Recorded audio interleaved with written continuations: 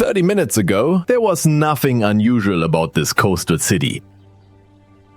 The waves were calm, and people were going about their daily lives. But 50 kilometers beneath the Pacific seafloor, a fault line had been dormant for 326 years. The Cascadia Subduction Zone, one of the most dangerous fault lines on Earth.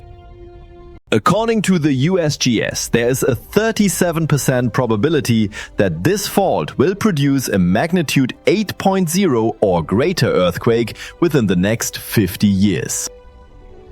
And a 2025 paper published in PNAS warned that the next rupture could cause coastal ground to subside by up to 2 meters. Today, we will follow those 30 minutes. This is a purely scientific simulation. It is based on official data from the USGS, FEMA and NOAA. 9:12 a.m.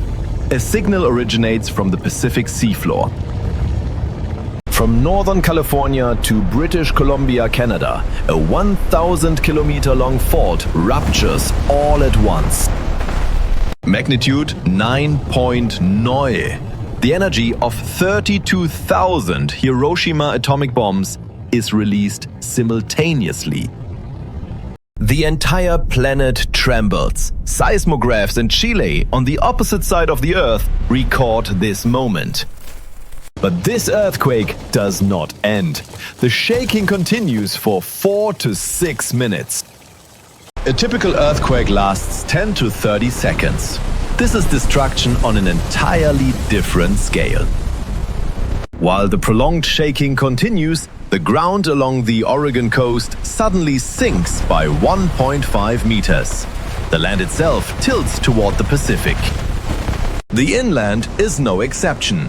In Seattle, the ground shakes as if it were liquid. This is called soil liquefaction. The foundations of high-rise buildings in downtown Portland crumble like sand. According to USGS 3D simulations, this shaking can destroy buildings up to 500 kilometers from the epicenter. But the earthquake is only the beginning. Even after the earthquake ends, the true horror has not yet arrived. The ocean begins to move.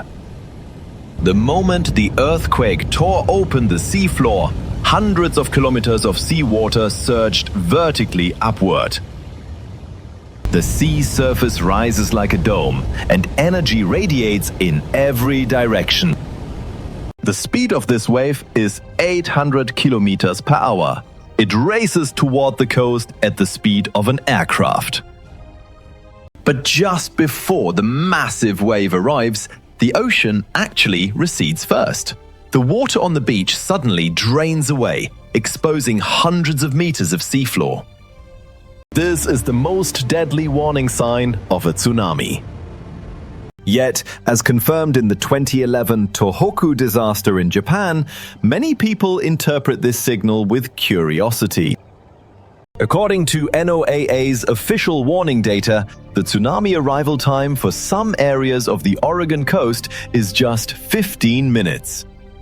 15 minutes! The time it takes to start your car and pull out of the parking lot.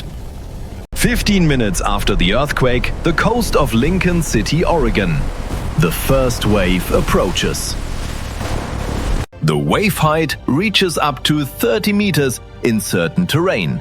A wall of water, the height of a 10-story building. The time it takes for this wall of water to cross the shoreline, just 30 seconds.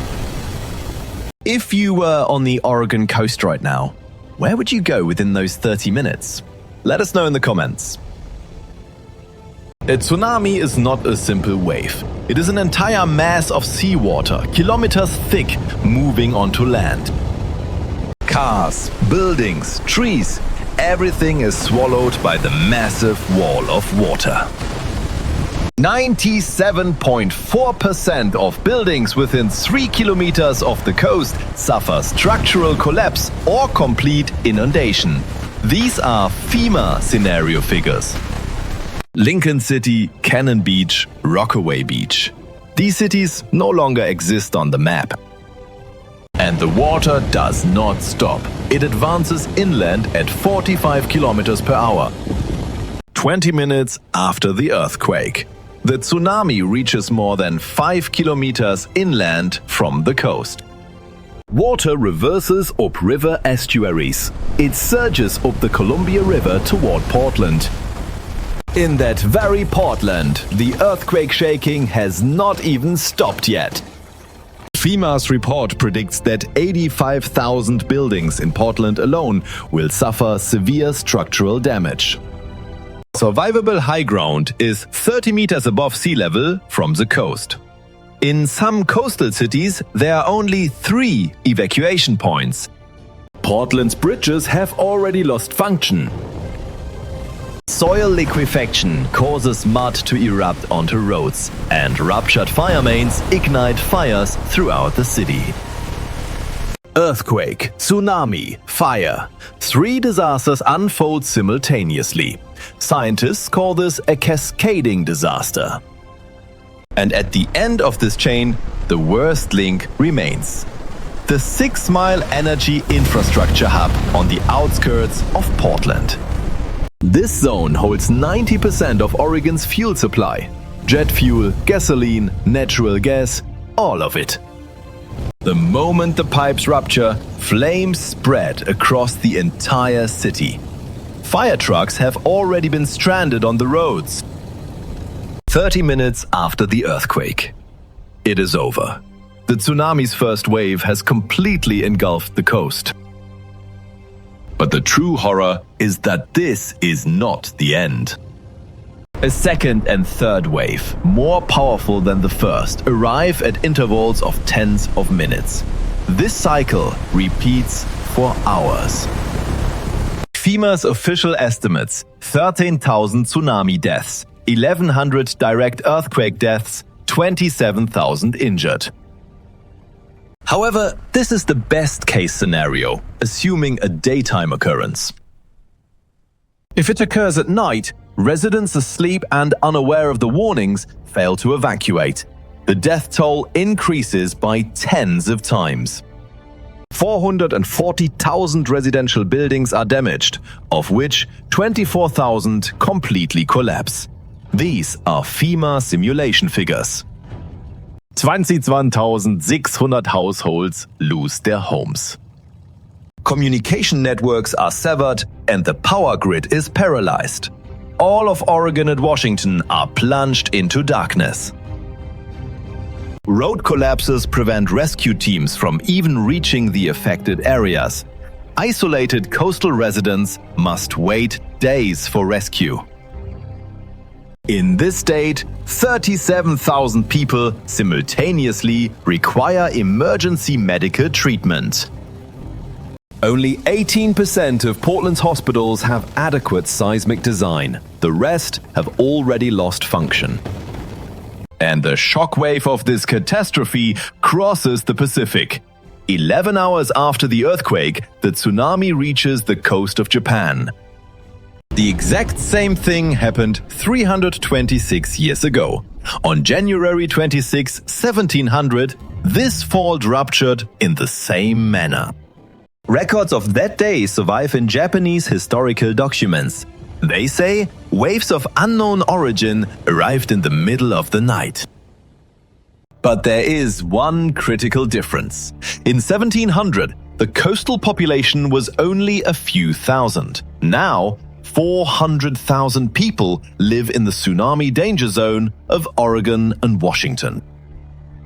In silence, this fault continues to accumulate energy today, without stopping, quietly.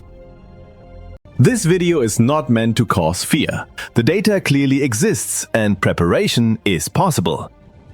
Oregon currently acknowledges a 37% probability and continues to update coastal evacuation routes. NOAA operates a tsunami early warning system, and when an alert is issued, you must immediately move to inland high ground. No one knows when the Cascadia will rupture, but it will rupture. The chain links of this catastrophe, extending to the Yellowstone supervolcano and the San Andreas Fault, will be revealed next time. What should the next video cover? The Tokyo Inland earthquake or the Yellowstone supervolcano?